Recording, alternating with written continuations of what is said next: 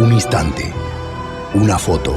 Hemos venido aquí hoy a muchas cosas. Una época de cambios que devienen un cambio de época. A muchas cosas, a caminar, a marchar, a saltar, a cantar. Una frase, un sentimiento colectivo y las ganas de hablar de nosotros en nuestro idioma. Pero entre tantas cosas de las que hoy hemos venido a hacer aquí a Mar del Plata hoy, nuestros problemas, nuestras soluciones, nuestra América adulta y soberana. Y cada uno de nosotros trajo una pala.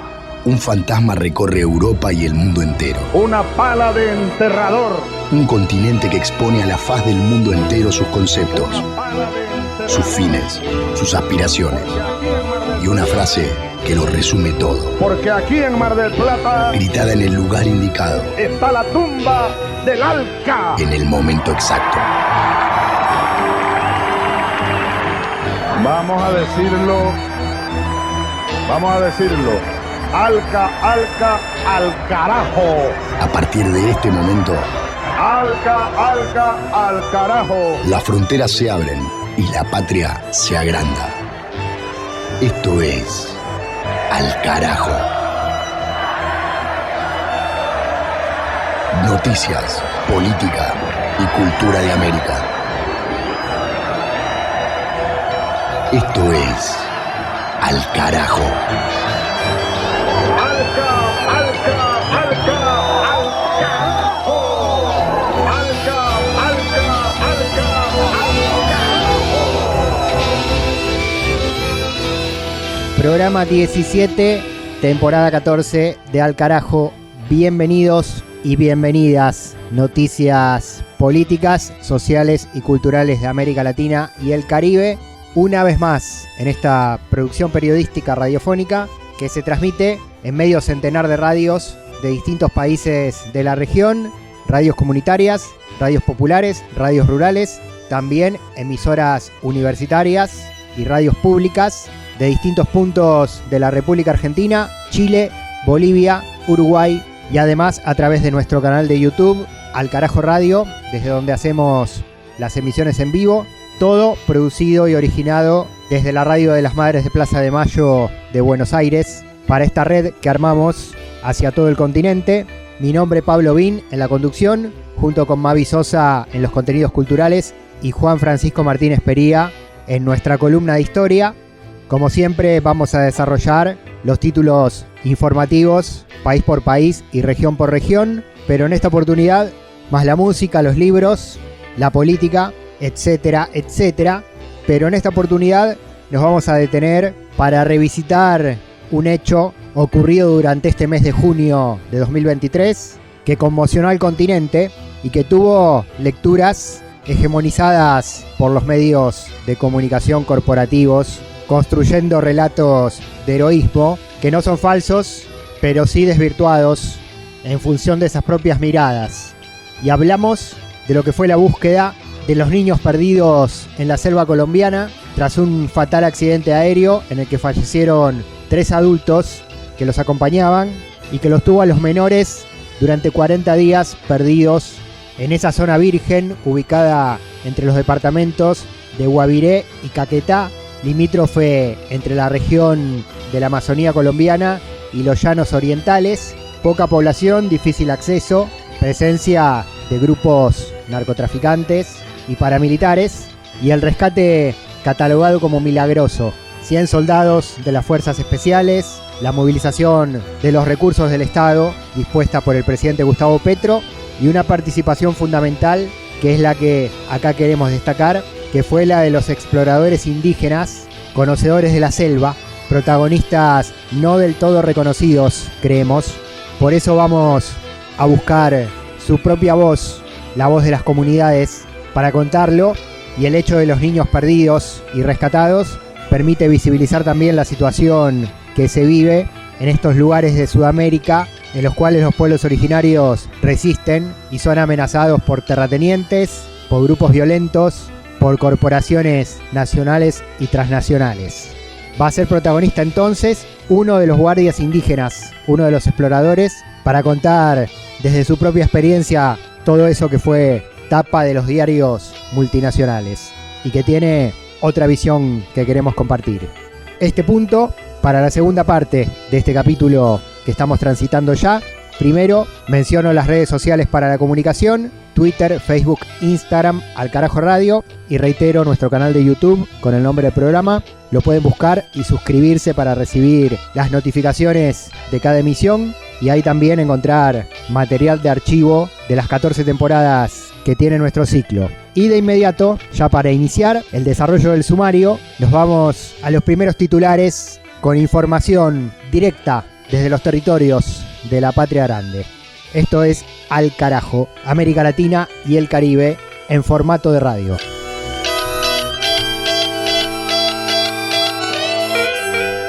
Del Atlántico a los Andes, del cerro a la cordillera. Al Carajo. Las noticias de América.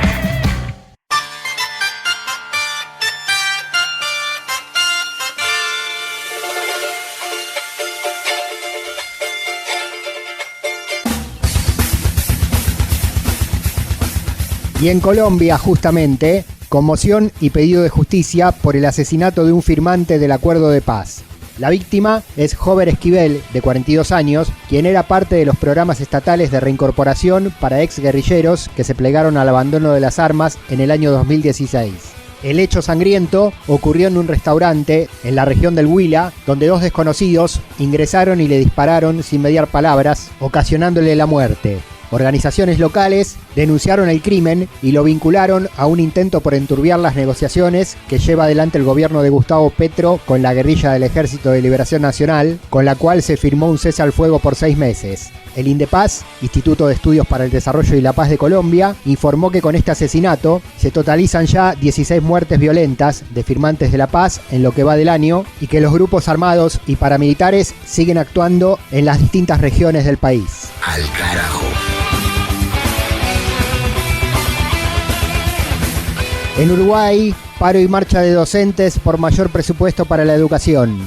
La medida de fuerza fue convocada por la Coordinadora de Sindicatos de la Enseñanza, con la paralización de labores por 24 horas, tanto en las escuelas y liceos de administración estatal como de administración privada. El lema de la jornada fue que el gobierno rinda cuentas y presupuesto para el pueblo, en reclamo al presidente Lacalle Pou para que atienda un pliego de demandas, entre ellos un aumento salarial, mejoras en la infraestructura de los establecimientos y políticas de acompañamiento a los y las jóvenes para que puedan acceder a estudiar más allá de las diferencias socioeconómicas. Además, los gremios se pronunciaron contra la reforma educativa impulsada por el Poder Ejecutivo, que denuncian incluye violaciones de los derechos laborales y que busca imponer un ajuste salvaje de carácter neoliberal con recortes sobre el sector. Además del paro nacional, la protesta docente incluyó una marcha multitudinaria en Montevideo, realizada desde la Universidad de la República hasta la Torre Ejecutiva, sede de la presidencia del país. Al Carajo. En Honduras, Xiomara Castro destituyó al ministro de Seguridad tras masacre en cárcel de mujeres de Tegucigalpa.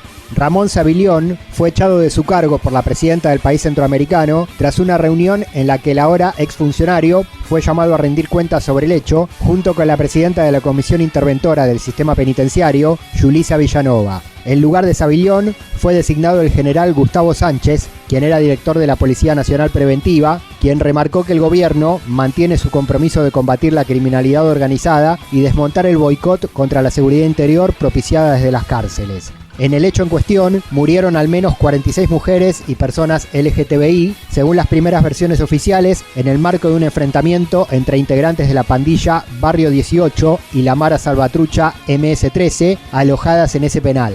Sin embargo, desde la organización Cozumel Trans y otras entidades defensoras de los derechos de la diversidad denunciaron que no hubo riña ni pelea, sino un ataque planificado para asesinarlas, e hicieron un llamado al Estado para que tome medidas y asuma sus responsabilidades sobre el tema. Al Carajo.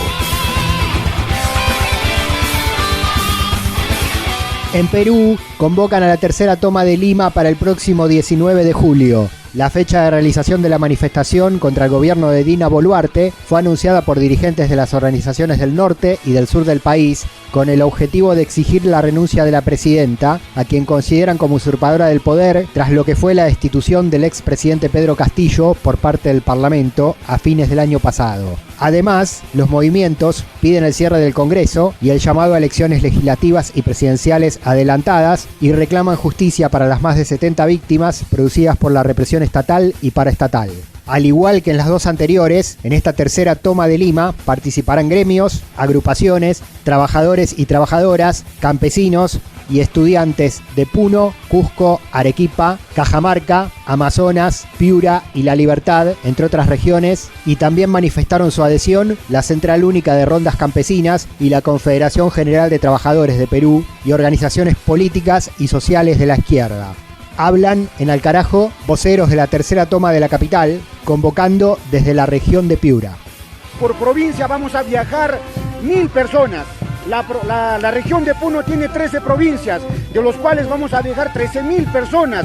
Esa es la región de Puno, pero se está acordando ahorita con las regiones de Moquegua, Tacna, Moquegua, Cusco, Apurímac, Abancay, que nosotros no estamos de acuerdo de que esta señora usurpadora, esta señora genocida, Dina Boluarte, que el distrito de Pichacani ha pedido que renuncie, pero esta señora genocida no quiere renunciar, se ha aferrado a su cargo como presidenta. Nosotros ya quedamos en nuestra sexta asamblea regional que hemos tenido en la provincia de Chucuy, Tuculi, donde nosotros hemos acordado que ya vamos a ir a la tercera toma, donde vamos a pedir la renuncia y nosotros, el pueblo de Puno, la región de Puno, vamos a tomar el Congreso hasta que se retire esta señora genocida, esta señora usurpadora, que tiene que renunciar ya para que convoque la nueva Asamblea Constituyente y las nuevas elecciones. De norte a sur, de este a oeste. Al carajo. Un viaje por el continente. Guajira para el recuerdo. La bestialidad imperialista. Bestialidad que no tiene una frontera determinada ni pertenece a un país determinado. Bestias fueron las hordas hitleristas, como bestias son los norteamericanos hoy, como bestias son los paracaidistas belgas, como bestias fueron los imperialistas franceses en Argelia.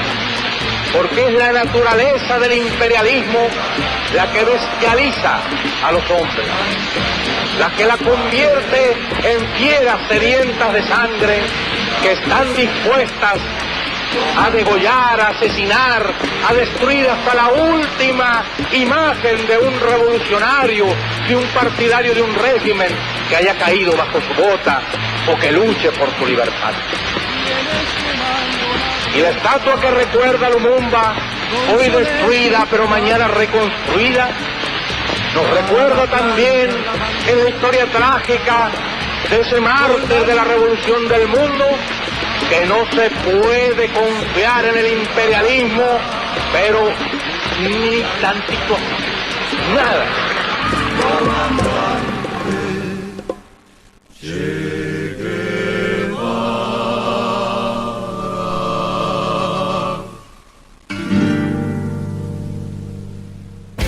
Ni tratados de libre expoliación, ni tratados como incapaces. Al carajo. Suenan los tambores y esta cortina, este fondo musical candombero típico en nuestro programa, hoy tiene más sentido que nunca porque vamos a hablar de José Gervasio Artigas, del prócer rioplatense. Juan Francisco Martínez Pería, nuestro historiador de cabecera, es quien nos guía por esta historia. Compañero, ¿cómo estás? Hola Pablo, ¿cómo te va? Un gran saludo para vos y para toda la audiencia. Artigas, ¿dónde lo ponemos Artigas? ¿Lo ponemos como prócer, como emblema? ¿Dónde lo ubicamos y qué contamos de él? Bueno, lo ponemos de los dos lados, ¿no? Del Río de la Plata. Lamentablemente ha quedado de un solo lado, ¿no? Ha quedado del lado uruguayo, del lado oriental. Y eso es una gran pena, ¿no? Y tiene mucho que ver en cómo se ha contado nuestra historia y cómo se han construido nuestros países, que lamentablemente se han construido a partir de la fractura de lo que podría haber sido una nación mucho más amplia, ¿no? O por lo menos una confederación de países latinoamericanos. Y además, como ya hemos señalado varias veces en nuestras columnas, estos grandes figuras han sufrido enmascaramientos, ¿no? Han sufrido silenciamientos, se los ha reconvertido en figuras que no fueron, particularmente Artigas como el padre de la patria de Uruguay, cuando en realidad él nunca luchó por la independencia de lo que terminó siendo Uruguay, sino que luchó por un país más amplio, ¿no? Tampoco por lo que actualmente es la Argentina, sino que fue un gran caudillo rioplatense, ¿no? Uno de los más grandes, te diría yo. Es realmente lamentable, sobre todo el olvido que hay en Argentina, no tanto en términos de los historiadores y las historiadoras, ¿no? Que obviamente lo tienen presente, nadie desconoce la figura de Artigas, pero sí en términos de cultura popular, cultura de masas. Artigas fue, sin lugar a dudas, uno de los caudillos más importantes y más radicales de la independencia, del proceso que se abre en 1810. Es muy interesante, Artigas viene de una familia terrateniente, pero ya de joven empieza un proceso que podríamos llamar de desclasamiento, y cuando empieza el proceso de 1810, él rápidamente se vincula con el foco revolucionario en Buenos Aires y empieza a encabezar un proceso que tiene como epicentro la banda oriental, pero también el resto de las provincias del litoral, y que lo va a llevar a ir convirtiéndose en lo que se conoció como el protector de los pueblos libres. Artigas va a ser una figura muy interesante que va a permanentemente mantener una disputa con Buenos Aires. La élite de Buenos Aires incluso lo va a declarar traidor a la patria en un momento, por sus ideas muy radicalizadas y por su política federal. Hay varios momentos de enfrentamiento con Buenos Aires, particularmente hay un momento clave que es la Asamblea del año 13, ¿no? De 1813. En 1813 se hizo un congreso en Buenos Aires que apuntaba en principio a reforzar los símbolos patrios e incluso apuntaba a la declaración de independencia, por lo menos inicialmente. Artigas manda a una serie de diputados a ese congreso para que promuevan la declaración de independencia, la constitución de una república federal y para promover un proyecto revolucionario verdaderamente radical. Era tan radical y tan federal el proyecto de Artigas que le rechazan estos diputados, y ahí vemos esta tensión, esta contradicción que le señalaba entre Buenos Aires y la élite de Buenos Aires y Artigas. Artigas va a representar, de alguna manera, la vertiente más radical, más revolucionaria del proceso que se abre en 1810 en el Cono Sur. Hay dos cosas que son claves. Una, y ya lo hemos hablado en otras columnas, Pablo, una es que el proceso que se abre en 1810 no fue un proceso que se da en la Argentina, o se da en Uruguay, o se da en Chile, o se da en Venezuela, o en Colombia, sino que es un proceso regional. Primero y principal, es un proceso regional muy amplio que se da a la misma vez continental. Otra, que ese proceso tuvo enfrentamientos internos. Esto es muy, muy importante. No todos pensaban lo mismo, ni todos estaban de acuerdo en lo mismo. Y había sectores que no estaban a favor de la independencia inicialmente, sino sobre todo estaban a favor de mayor autonomía política y sobre todo libre comercio. Al principio eran pequeños los grupos que estaban a favor de la independencia, pero incluso entre los grupos que estaban a favor de la independencia también había diferencias. Y lo interesante de Artigas es que Artigas va a liderar un movimiento que va a aunar a la misma vez la demanda de independencia con la demanda de una organización federal, y esto es lo más importante, con una gran vocación de cambio social. Me parece que esto es fundamental porque hubo otros liderazgos, vamos a decir Manuel Belgrano o el propio San Martín, también en el contexto del Río de la Plata, que estaban a favor de cierto cambio social, pero más bien reformista, más bien desde arriba, ¿no? En cambio, Artigas va a promover un proyecto de gran cambio social, de cambio radical, y con algo que me parece muy importante, Pablo, que subrayemos, que es con un gran protagonismo popular. Los segundos de Artigas, todo el armado de Artigas, los lugartenientes de Artigas, eran de sectores populares, eran negros, eran indios, eran mulatos, eran mestizos. Hay una figura muy importante que es Andresito Artigas, que era un indígena guaraní, que él lo va a adoptar y que va a ser gobernador de Misiones, y eso nos da cuenta ahí de un proyecto verdaderamente transformador. Por eso generó tanto pánico. El artiguismo fue visto muy negativamente por las élites y por los sectores más moderados, porque les preocupaba muchísimo esta verdadera revolución social que ocurría en el Río de la Plata, ¿no? Fue, como te decía recién, la más radical de estas vertientes. Y además, bueno, esto del federalismo es muy importante porque Recordémosle a la audiencia que Buenos Aires, a partir de 1810, claramente quiere hegemonizar el proceso y no quiere soltar el poder de la aduana y el puerto de Buenos Aires. Y justamente Artigas lo que busca es un proyecto emancipatorio más radical. Hay algo muy importante, que es que el artiguismo en 1815, junto con fuerzas de Buenos Aires, va a lograr expulsar a los realistas de Montevideo, ¿no? Y va a liberar la banda oriental. Y ese es el momento en el cual hay una conformación de una liga federal que incluye a la banda oriental, incluye a las provincias del litoral y en un momento también incluyó Córdoba. Y ahí hay algo importante, es que hay autores que señalan que en 1815 Artigas declara la independencia. Hay un congreso en Concepción del Uruguay, lo que también se conoce como Arroyo de la China, a mediados de 1815, en el cual supuestamente Artigas habría declarado la independencia, ¿no? Este es un debate que sobre todo surgió en los últimos años, porque generalmente se dice que en el Río de la Plata la independencia se declara el 9 de julio de 1816, y hay otros que están señalando mediados de 1815, sin una precisión total, digamos, como fecha de declaración de independencia. Esto se discute si fue así o no, porque Artigas en una carta dice, bueno, nosotros ya declaramos la independencia en 1815, pero lamentablemente las actas de ese congreso no han quedado. Hay algo muy importante, es que las provincias artiguistas no fueron invitadas al Congreso de 1816, justamente por esa enorme radicalidad.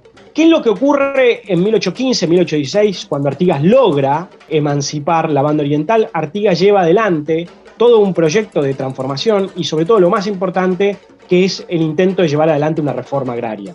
Pero lo más interesante de esta reforma agraria, Artigas tenía una gran conciencia del problema de la tierra, que sigue siendo un problema muy grande en América Latina hoy, y él dice, nosotros tenemos que expropiar la tierra de los malos europeos y de los peores americanos, ¿no? Entonces, acá es muy interesante porque su discurso, su proyecto es un proyecto, como decíamos antes, nacional, digamos, de independencia, pero de la misma vez es un proyecto antioligárquico y social, de emancipación social. Dice, le tenemos que quitar la tierra a los malos españoles y a los peores americanos y dársela a los indios, a los mulatos, a los gauchos, a los negros.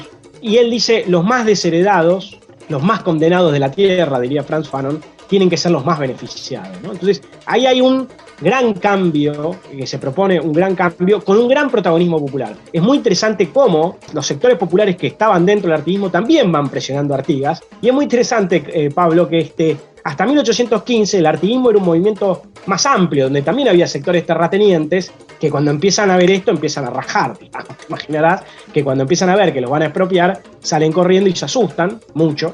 Y por eso Artigas, las provincias artiguistas no van a ser invitadas al Congreso de 1816, y por eso va a pasar algo muy trágico, que es que Buenos Aires y la élite de la banda oriental va a promover la invasión de la banda oriental por parte de los portugueses que estaban en Brasil. Y ahí hay una tragedia muy grande, que es esto, ¿no? Prefieren perder la banda oriental, o sea, Buenos Aires prefiere perder la banda oriental a manos de los portugueses antes que Artigas triunfe, antes de que Artigas logre imponer su proyecto. ¿Qué es lo que ocurre? Efectivamente, los portugueses desde Brasil invaden la banda oriental, y ahí Artigas se ve enfrentado a un doble frente, a luchar en dos frentes. Por un lado contra los portugueses y con otro lado contra Buenos Aires. Y ahí ocurre algo totalmente lamentable, que es que Artigas manda a dos de sus lugartenientes a luchar contra Buenos Aires, Estanislao López de Santa Fe y Francisco Pancho Ramírez de Entre Ríos, que derrotan a Buenos Aires en 1820, derrotan a Buenos Aires, pero Buenos Aires siempre tuvo un poder que, a pesar de perder militarmente, lograba triunfar política y económicamente. Entonces lo que hacen es compran de alguna manera a estos lugartenientes de Artigas, ¿no?, a través de un tratado que se conoce como el Tratado de Cuadrilátero, y estos lugartenientes de Artigas lo traicionan a Artigas, vuelven y lo derrotan a Artigas, y Artigas se tiene que exiliar en Paraguay en 1820, ¿no? Y ahí ocurre, como decíamos antes, algo lamentable, muy trágico, digamos, que es esa traición, ¿no?, y esa derrota del proyecto artiguista.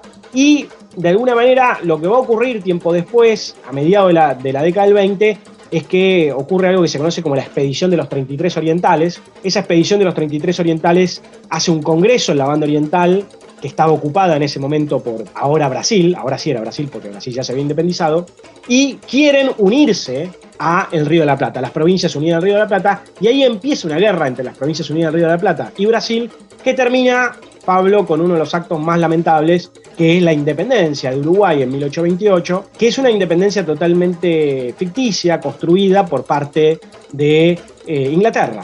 Y quiero insistir que esto no se trata de un imperialismo argentino, digamos, ¿no? Porque no es que Artigas pensaba en un proyecto argentino, Artigas pensaba en un proyecto latinoamericano, en un proyecto más amplio, en un proyecto de provincias unidas en el sur. No estaba pensando en la Argentina, pero tampoco estaba pensando en la independencia de Uruguay, ¿no? Entonces, Uruguay surge en 1828 como un estado tapón entre Argentina y Brasil, un estado débil, controlado, por supuesto, por Inglaterra, ¿no? Y entonces ese prócer que se ha construido en Uruguay, que ya, bueno, ha sido muy discutido, por supuesto, tiempo después, es un prócer que tiene muy poco que ver con el Artigas verdadero, ¿no? Un Artigas latinoamericanista, un Artigas revolucionario en términos políticos y sociales, que es el que debemos recuperar. Totalmente.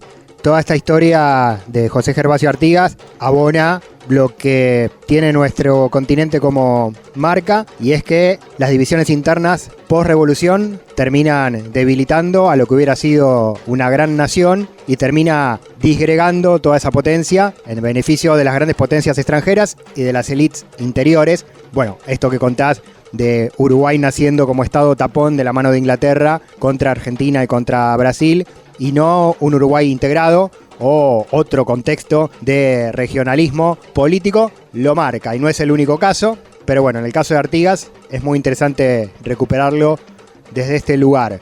Él muere después en Paraguay, ¿verdad? Él muere en Paraguay en 1850, pero acá ocurre también algo que ya hemos señalado en otras columnas, que es el fracaso de los grandes líderes, ¿no? Nuestros grandes próceres que buscaban una independencia más vigorosa, una independencia con cambio social, ya sea muy radical, como el caso de Artigas, o más moderado, como el caso de San Martín, o de Bolívar, o de Sucre, que no eran tan radicalizados como Artigas, porque Artigas era la expresión más radicalizada de ellos, o el propio Güemes, ¿no? Que también se ha cumplido recientemente un aniversario de su fallecimiento. Todos mueren traicionados, Pablo, y esto no es casualidad, que, o sea, que nuestras grandes figuras mueran traicionadas, nos dice de algo, ¿no? De que su proyecto evidentemente no es el proyecto que cuajó. Justamente acá hay una cosa que ya hemos señalado que es tremenda, que es que estos líderes fueron traicionados por las élites y después lo que hicieron fueron hacerles estatuas de bronce, cambiarles su significado político y hacernos creer que estaban en favor de proyectos elitistas, librecambistas, pro-británicos, etcétera, etcétera,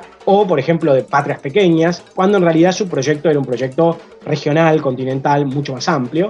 Y obviamente, como ya señalaste vos, es esta tragedia, ¿no? de una América balcanizada, una América que podría haber sido una patria grande más integrada, con formas de confederación, probablemente, queda balcanizada y obviamente queda muy débil. Y como vos muy bien señalabas, este no es ni el primer caso ni el último. Hay casos posteriores, hay otros casos tremendos como el de Panamá, por ejemplo, ¿no? Ya a comienzos del siglo XX, en 1903, que van en el mismo sentido. Obviamente esas divisiones fueron divisiones que beneficiaron a las potencias imperialistas, pero también a las élites. Siempre encontraron élites locales que se vendieron a estos proyectos, ¿no? que apostaron a estos proyectos, que en vez de mirar hacia adentro a proponer un proyecto de unidad regional, miraban hacia afuera, ¿no? A proyectos de conectarse con el norte. Fíjate, Pablo, ya para terminar, uno de los grandes artífices de esto que ocurre y de esta alianza con Inglaterra es Bernardino de Rivadavia, que nunca había viajado a las provincias, pero había viajado muchas veces al exterior, ¿no? Y eso es todo un síntoma. Totalmente. Juan Francisco Martínez Pería nos trajo a José Gervasio Artigas en este capítulo de Al Carajo. Como siempre, te pedimos libros para complementar este viaje. Bueno, hay muchas compilaciones de los textos de Artigas, los documentos de Artigas, las proclamas que valen mucho la pena, que pueden encontrar en distintas versiones. Hay un libro muy clásico de Washington Reyes Abadie, un autor uruguayo que se llama Artigas y el federalismo en el Río de la Plata. Y en la Argentina hay un autor muy especialista en Artigas que escribió un libro que se llama Artigas y la independencia argentina, de Eduardo Ascuy Ameguino. Y hay mucho de Artigas para encontrar, también los textos de Vivian Trías, un intelectual de izquierda nacional uruguayo que tiene en sus obras permanentemente referencias a Artigas.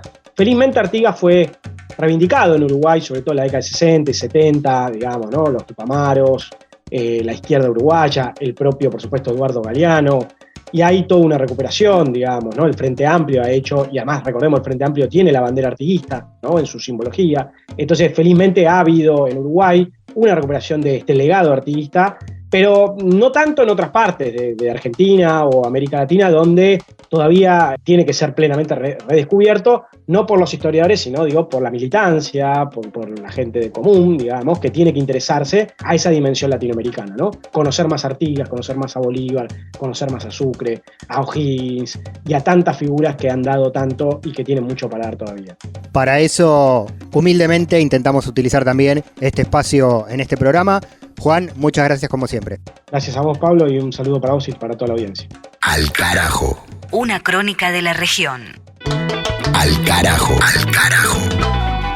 Identidad, música y cultura de América Rebelde.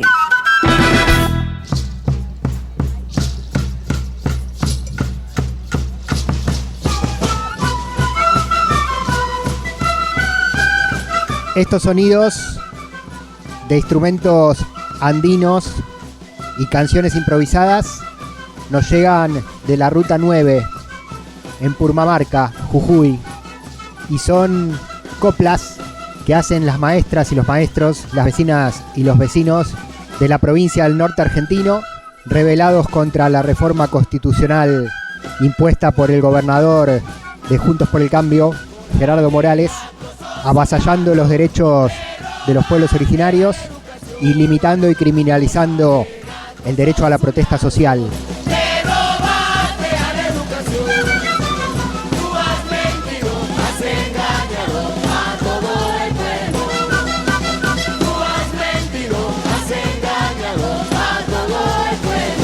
Abordamos este conflicto aquí en Al Carajo a través de las voces del pueblo. Estas canciones improvisadas en la ruta, a las que se suma el compromiso de muchos artistas en apoyo a esta pueblada. Uno de ellos, Bruno Arias, jujeño, nacido en la localidad del Carmen, cerquita de la frontera con Salta, y su mensaje de apoyo y de lucha. Hola gente del país, gente del norte, soy Bruno Arias, quiero darle todo mi apoyo a la gente de Jujuy que está luchando, a los docentes que vienen resistiendo, reclamando por un salario digno y estos días han sufrido un montón de aberraciones, a la gente que está cortando la ruta en Purmamarca, al Malón, a la gente de pueblos originarios que ha bajado para reclamar por su derecho y ha sido fuertemente golpeada, ¿no? Muy lastimada.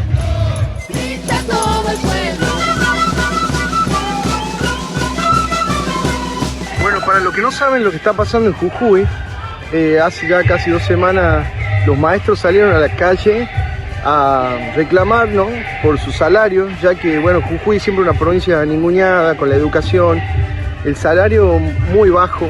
Un salario de miseria, un 10% que no se ve cuando vas a cobrarlo. 10% de aumento para un sueldo básico de 27.000 pesos para un personal de servicio general, compañero. Y ese 10% se lo come la inflación, digamos, todos los meses. No te alcanza, 3 días te duró el sueldo, porque encima los servicios y los impuestos no nos dan para comer. No cobran nada, imagínate la gente que vive, no puede vivir con esa plata, ¿no? Entonces, lo que más enojó al pueblo fue que mientras a pleno reclamo los maestros, el gobernador Gerardo Morales hizo una reforma constitucional a espalda del pueblo, hicieron la votación a la noche, como si estarían escondidos como delincuentes, ¿no? Eso enojó mucho al pueblo, hizo que todos salgan a la calle, que haya una ira colectiva, ¿no?, de cómo se maneja, ¿no?, de esa forma, atentando a la democracia.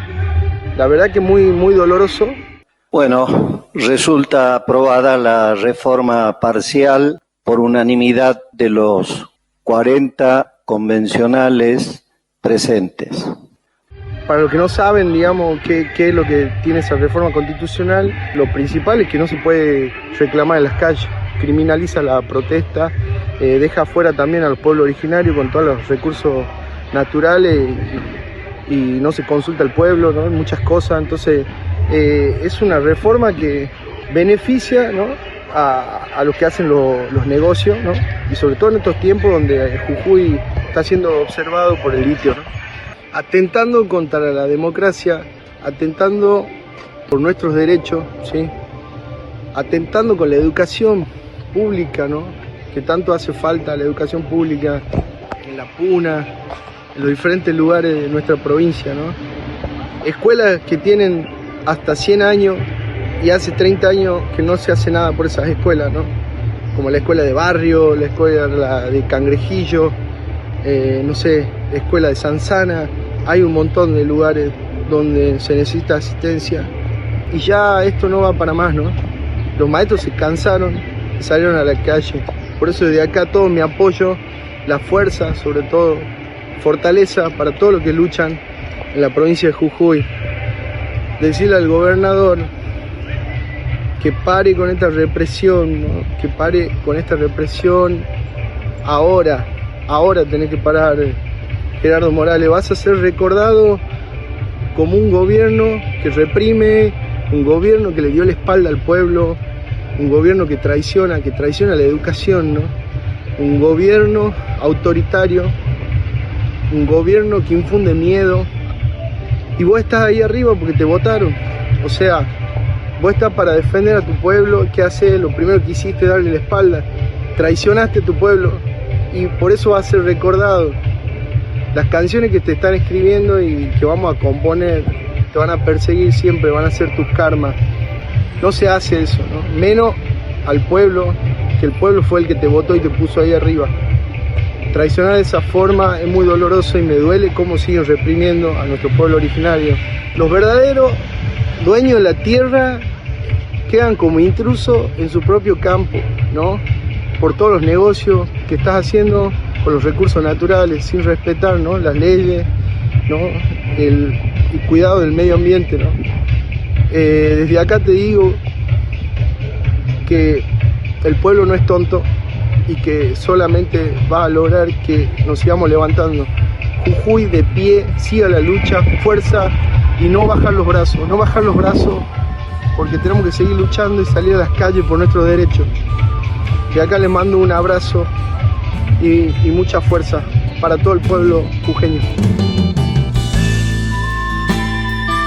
Bruno Arias, músico popular de Jujuy, y su mensaje para la lucha del pueblo jujeño, y esta canción que suena en Alcarajo y se llama Colla en la ciudad.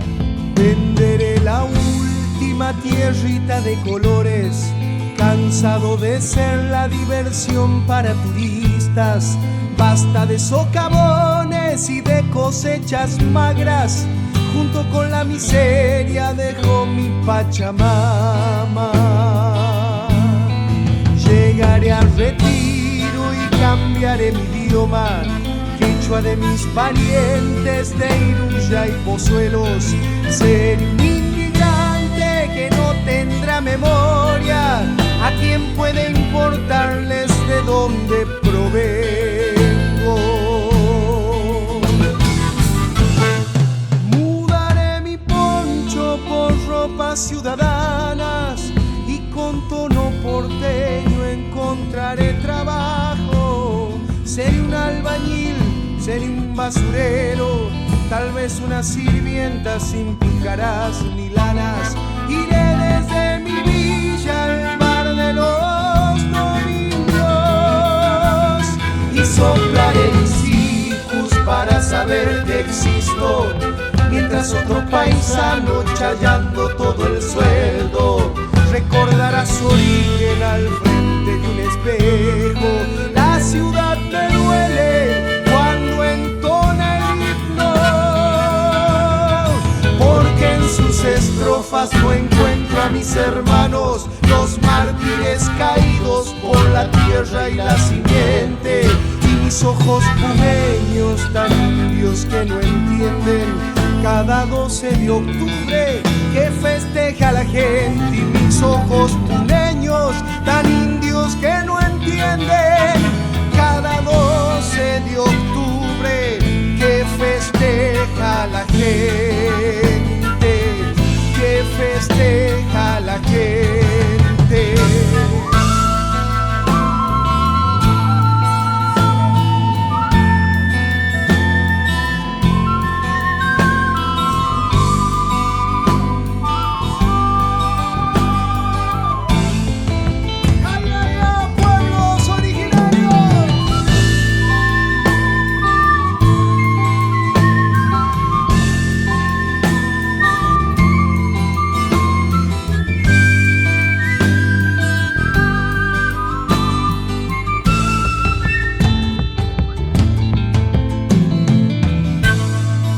ciudad me duele cuando entona el himno, porque en sus estrofas no encuentro a mis hermanos, los mártires caídos por la tierra y la simiente, y mis ojos puneños tan indios que no entienden. Hermanos, cada 12 de octubre que festeja la gente, llegaré al retiro y cambiaré mi idioma, quechua de mis parientes de Iruya y Pozuelos. Seré un inmigrante que no tendrá memoria, ¿a quién puede importarles de dónde provengo? Mudaré mi poncho por ropas ciudadanas y con tono porteño encontraré trabajo. Seré un albañil, seré un cartonero, tal vez una sirvienta sin bucaras ni lanas. Iré desde mi villa al bar de los domingos y soplaré mis hijos para saber que existo, mientras otro paisano chayando todo el sueldo recordará su origen al frente de un espejo. La ciudad me duele cuando entona el himno, porque en sus estrofas no encuentro a mis hermanos, los mártires caídos por la tierra y la simiente, y mis ojos puneños tan indios que no entienden. Cada 12 de octubre que festeja la gente, y mis ojos puneños tan indios que no entienden. Cada 12 de octubre que festeja la gente, que festeja la gente, que festeja la gente. Las luchas políticas, las luchas sociales de la región tienen su lugar. Al carajo.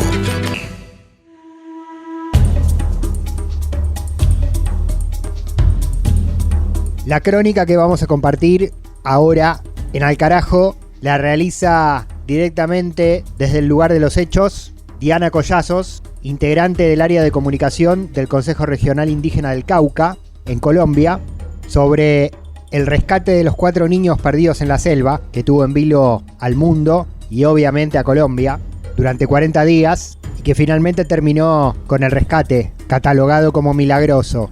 Lo que nos cuentan las comunidades originarias del lugar es que en realidad no se trató de un milagro, sino que se trató de la solidaridad y el compromiso con la vida de los pueblos indígenas de la región, siempre perseguidos, violentados, desalojados, despojados por las grandes corporaciones, por el extractivismo, por los agronegocios, asesinados. En cada capítulo de Al Carajo, prácticamente en todos, nos toca contar sobre la muerte de algún campesino, de algún comunero y sobre las masacres que se repiten en Colombia todo el tiempo. Sin embargo, cuando a ellos les toca intervenir para ayudar, para colaborar, para salvar vidas, no preguntan origen, religión, nacionalidad, clase social y estuvieron. Por eso, como dijimos al inicio de este programa, queremos traer esa voz desde su propia palabra. Diana Collazos, del CRIC, el Consejo Regional Indígena del Cauca, en una conferencia de prensa que dieron los comuneros, comparte para los medios comunitarios de América Latina el testimonio de uno de los guardias indígenas, uno de los exploradores que participaron del rescate de los 4 niños en el límite de la impenetrable selva de la Amazonía colombiana. Escuchamos. Saludamos a los colectivos de comunicación y demás medios de comunicación que hay acá en el Cauca y en el Abya Yala. Contarles que nos contamos aquí en el Consejo Regional Indígena del Cauca CRIC. Vamos a conversar con el compañero Fabián Mulcue, uno de los guardias que se sumó a esta labor humanitaria, la minga humanitaria por la defensa de la vida y la búsqueda de los compañeros desaparecidos en el Guaviare. Sí, saludarlos a todos los medios nuestros, los medios propios que hacen el ejercicio de la visibilidad. Bueno, hablemos precisamente de esas dificultades en terreno que se encontraron. Acá el terreno o el contexto territorial del Cauca es muy distinto al que se enfrentaron allá en la selva. Sí, es una situación pues de contexto es totalmente diferente. El sol solamente se mira en los copos de los árboles. El atardecer es a las 4 de la tarde. Muchos animales que quizás no somos acostumbrados a escucharlos, pues allá los escuchamos. El agua es un poco limpia, pero al mismo tiempo de nunca ser tocada es peligrosa de tomarla. Pasan por diferentes situaciones. La humedad es la que más deshidrata a cada persona. El aguacero, a veces había noches que completamente toda la noche llovía, o a veces todo el día llovía y así pues nos movíamos. ¿Qué nos pasó allá? Un compañero de la Araraquara se tropezó y se chuzó los 2 testículos. ¿Qué nos pasó allá? Un comando del ejército se tropezó y se le enterró una estaca en la nariz y le salió en el ojo. ¿Qué pasó allá? Otro compañero militar se tropezó y se tocó la retina del ojo. O sea, es un contexto bastante pues duro porque hay mucha palma, hay muchos palos filudos. Otros compañeros pues salieron picados el dengue.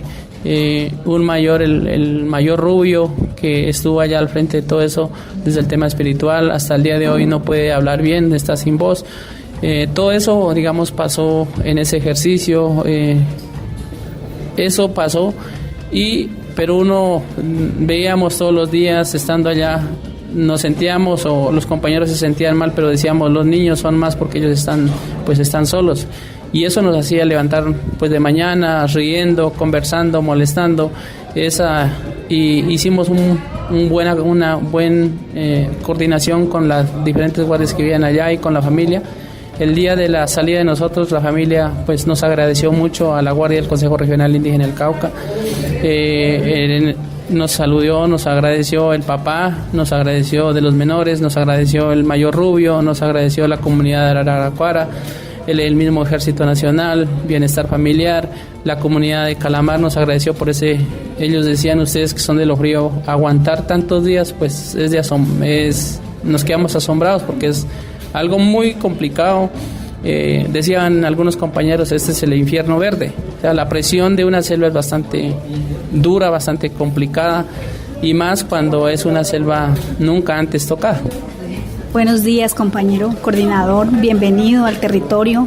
Y yo tengo una pregunta porque me preocupa, es qué sigue para la Guardia Indígena de aquí en adelante con todo el tema de ahorita de las guerrillas, teniendo en cuenta que en un trabajo como este, el cuidado de la vida, no se mira uniformes, y ustedes estuvieron prácticamente relacionados con el tema de la fuerza pública.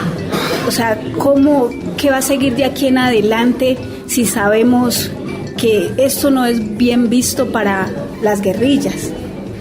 Pues como Guardia Indígena siempre vamos a seguirnos manifestando que primero la vida, sea de cualquier grupo, sea de cualquier grupo armado, sea de cualquier persona, primero la vida. La vida va más allá de cualquier situación, sea de izquierda, sea de derecha, sea simpatizante, no sea simpatizante, primero la vida. Y en un acto humanitario todos tenemos que apuntarle a la vida.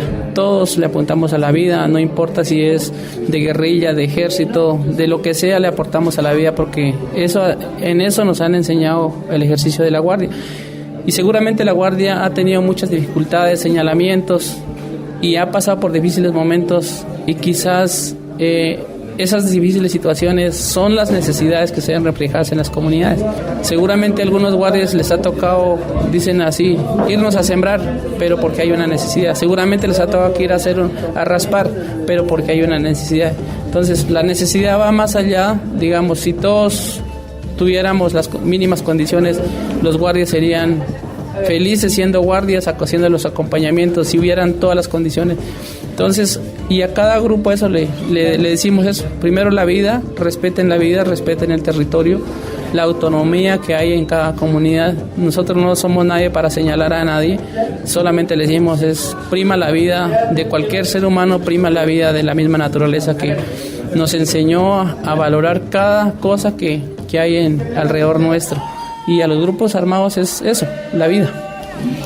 Compañero coordinador, para usted, ¿qué significa ese reconocimiento que les va a hacer el gobierno a la Guardia Indígena? El reconocimiento, digamos, es un reconocimiento, pues, digamos, por el tema físico, porque nosotros siempre decimos, los reconocimientos lo hacemos colectivamente, como guardia lo hacemos colectivamente, y en un momento nos plantearon que nos iban a hacer reconocimiento de manera individual a los 40 compañeros, y nosotros dijimos, el reconocimiento tiene que ser de manera colectiva, porque la guardia, hoy estamos nosotros, mañana pueden venir otros, o hay otros niños que detrás vienen otros, entonces es lo colectivo. Y ese reconocimiento nos han invitado en la ciudad de Bogotá, lo recibiremos es de manera colectiva. El testimonio de Fabián Mulcué, miembro del Consejo Regional Indígena del Cauca, comunicando en propia voz las vivencias del famoso y cinematográfico y heroico rescate de los 4 niños perdidos en el infierno verde, los hermanitos 40 días extraviados en la selva, sobrevivientes de un accidente aéreo, y rescatados gracias a la participación de las comunidades indígenas de la región. Su voz nos llegó acá al aire de Alcarajo gracias a la compañera Diana Collazos, integrante del área de comunicación del CRIC, el Consejo Regional Indígena del Cauca de Colombia, las voces de los pueblos originarios de América Latina presentes en nuestro programa directamente desde los territorios. De norte a sur, de este a oeste. Al carajo. Un viaje por el continente. Y el último paso en este capítulo 17, temporada 14, año 2023 de Al Carajo, es literario. Biblioteca Latinoamericana. Memorias de un cimarrón, del cubano Miguel Barnett. Pasaje en la voz de Mavi Sosa.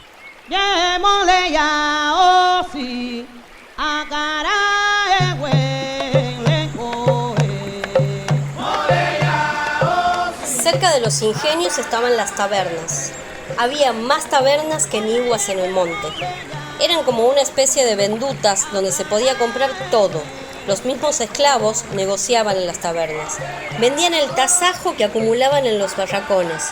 En horas del día y a veces hasta en la tarde, los esclavos podían ir a las tabernas. Pero eso no pasaba en todos los ingenios. Siempre había el amo que no le daba permiso al esclavo para ir.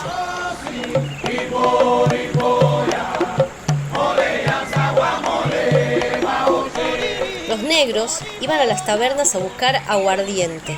Tomaban mucho para mantenerse fortalecidos. El vaso de aguardiente del bueno costaba a medio. Los dueños también tomaban mucho aguardiente y se formaban cada jirigueis que no era para cuento.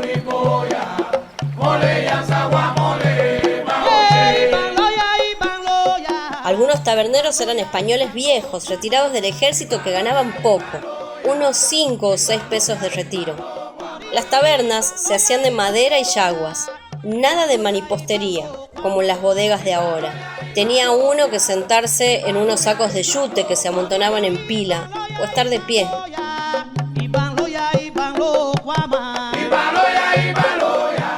En las tabernas vendían arroz, tasajo, manteca y frijoles. Todas las familias del frijol.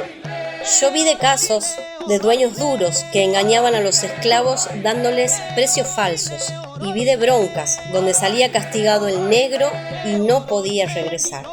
Al carajo. Aquí se queda la clara, la entrañable transparencia de tu querida presencia, comandante Che Guevara.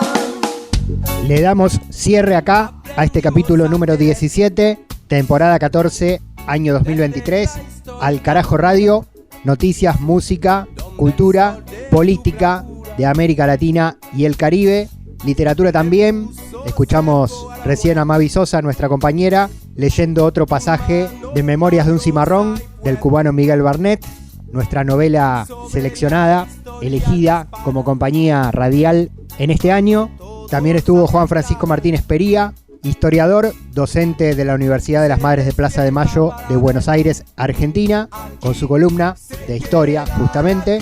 Volvemos a agradecer al área de comunicación del Consejo Regional Indígena del Cauca de Colombia por los testimonios que tuvimos como parte de nuestros contenidos en esta emisión. Estuvimos también por distintos países del continente desarrollando títulos informativos y trajimos también música, comidas y cultura de la Patria Grande. Mi nombre, Pablo Daniel Ovín, en la conducción y producción periodística. Hasta acá llegamos por esta oportunidad. Al Carajo Radio en YouTube y en las redes sociales para encontrarnos. Será hasta nuestra próxima emisión. En poquitos días, reencuentro por las plataformas o por el aire de las radios de América Latina que nos retransmiten para otra emisión de Al Carajo. Será hasta entonces. Con soles de primavera para plantar la bandera, con la luz de tu sonrisa, tu amor revolucionario te conduce a nueva empresa, donde espera la firmeza de tu brazo libertario. Aquí se queda la clara, la entrañable transparencia de tu querida presencia, comandante Che Guevara, de tu querida presencia, comandante Che Guevara.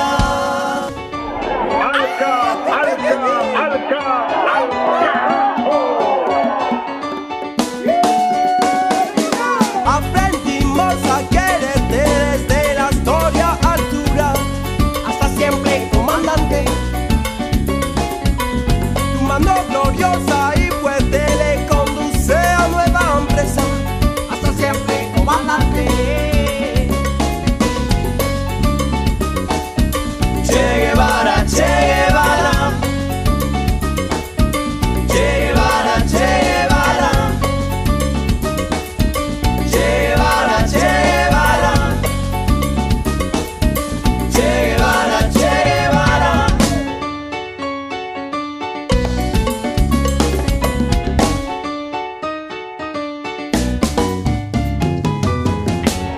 Alca, Alca.